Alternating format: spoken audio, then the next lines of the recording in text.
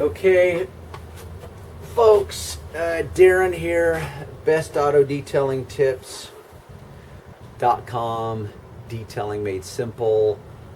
If you've seen my previous video, let's start over. If you haven't seen my previous video about shampooing floor mats, upholstery, I would recommend seeing that first, because what I have done is I've already shown the steps in cleaning this floor mat. To give you a little background in case you don't feel like going back to it and you're here just all about carpet protector. This is one of many on the market. It's the one I recommend. It's put out by a company called Stoner. They make a few products. One of them is invisible glass. This is another one I use as a spray dressing that I keep with me. See Stoner Shine Spray. So I'm a big fan of their products. One of them is their fabric protector called Fabrotex. Get it? I do. Anyhow, so what we've done here is we have shampooed the floor mat already with actually I demonstrated 2 cleaners. My all-purpose cleaner from Meguiar's looks like this in a gallon form, and then also my super degreaser, also by Meguiar's, comes in a gallon form. They're both concentrates.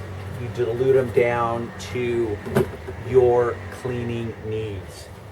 So one of the reasons this carpeting, because this car has 140,000 miles on it, that's pretty substantial, and look how clean it's able to come.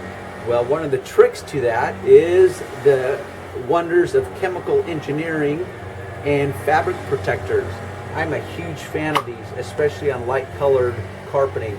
So this floor mat has been shampooed and it's virtually dry. Now the directions on this say to use it on a dry materials only. To me, that's not completely a critical part of the equation. This feels virtually dry, but it's not 100% dry. And I'm going to spray this on the mat, and it kind of foams up. Now, one of the reasons it foams up is so that you can see where you indeed have actually laid the material, the product. So, but it's just that straightforward. You don't saturate it, you just want to make sure you cover all the areas. Now all I'm going to do is let it dry, because that will absorb into the fibers and creates an invisible barrier. What I do is, for example, on this floor mat, it's got these little plastic tabs that secure it to the floor. I will mop those areas up. Anyhow, but what it does is it creates an invisible shield. It's kind of like the law where 2 things can't occupy the same space at a level 2. So this will absorb into all the little fibers, all the little pores of the carpeting. And if something's already there, then the dirt is limited on how much it can get in there also. The point being is that each time I do this after I shampoo the floor mats, like I said, a car with 140,000 miles on it, that's a lot of miles. It's an 07, that's a lot of miles for only being, this is 014, so 3, 7, it's about 7 years old. And a floor mat that can look that good as a daily driver, to me, I'm impressed. That's well above acceptable results. But it takes a combination of things. It takes a combination of the right cleaners, the right techniques, and then one of them is the fact that I'm using the carpet protector over it. So I highly recommend that, especially on light colored carpeting. If you happen to have black, just to give you the heads up, even if you have black interior or very dark interior, there will be some stains that will still show up. I've detailed cars where there's like been some yellow staining from who knows what.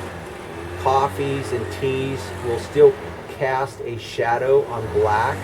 So I still recommend it on black also.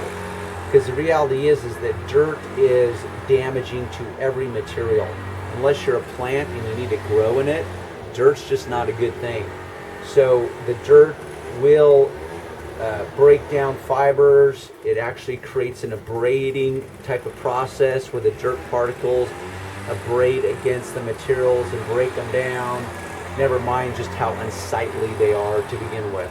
So go to my website. You can find these products, all these products. Simply follow the directions on the back. I've done my best to try to help you along and demonstrating them to show you exactly how I use them. You can get these bottles too that are labeled specifically for the product. And they've got dilution measurements on the back, either 4-to-1 or 10-to-1. Simply what that means is if you want to do it 4-to-1, which is a more concentrate formulation, you fill it up with water to this line first, and then you fill it the rest of the way with the solution, which would be this. So it's already marked for you for common dilution ratios. So that's kind of an added benefit to getting to one of these bottles, which you can all get or have access through my website. So if there's any questions, I can't take them in the moment, but you can certainly respond to my videos on YouTube channel. I do my best to respond to all questions. By no means is that an invitation to be belligerent or be a douchebag, because I'm just trying to help people out. As I've always said, I don't know everything, but after 25 years in the business and making customers happy over and over again, I think I've learned a little something along the way. So don't be a douchebag. If you got a question, ask it. If you want to challenge me on something, go for it. I welcome any challenges. But, you know, let's apply some common sense and a little common courtesy so that it can help everyone that happens to be watching these videos, because that's really the intention of the videos. Okay, so until next time, we will see you on the other side.